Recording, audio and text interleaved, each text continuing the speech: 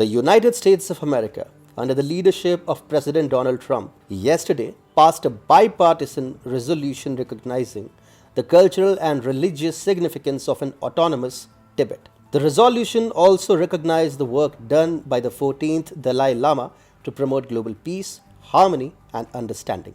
While the Trump administration has taken the presidential elections and the subsequent results to the Supreme Court alleging widespread voter fraud, Donald Trump is working in an overdrive mode to formulate a concrete foreign policy regarding China and its One China policy. The US government in the past did not recognize the Tibetan government in exile. However, in a historic first, President Trump has changed the policy of his predecessors by terming Tibet a militarily occupied territory by the Chinese Communist Party.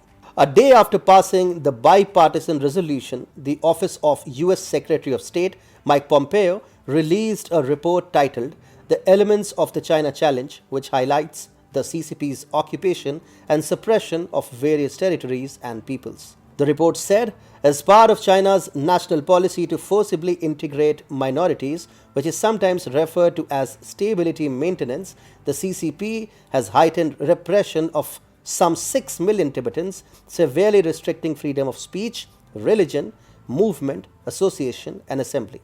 Reported earlier by TFI, Tibetans are being trained for specific Chinese industry requirements and then being employed either within the occupied region of Tibet or being shipped to various Chinese provinces under a quota mechanism which bears a striking resemblance to the one which is used for shipping Uyghurs as forced labor throughout the Chinese mainland.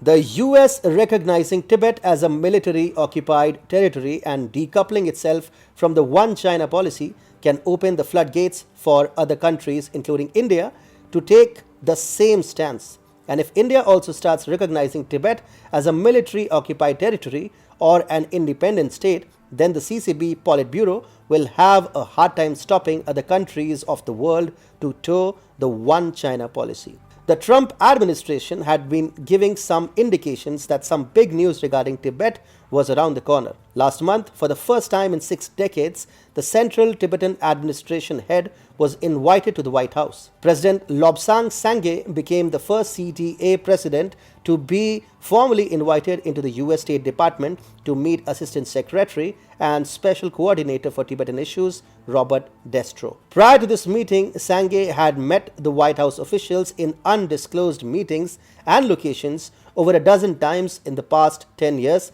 since he became the CTA's president in 2011. The formal meeting had set the ball rolling for the passing of the resolution and Trump dubbing Tibet as a separate state. Trump surely has played a masterstroke by making Tibet a permanent issue in Sino-US tensions, and even if Joe Biden comes to power, he and his Democrats will not be able to take a 180-degree turn on this issue.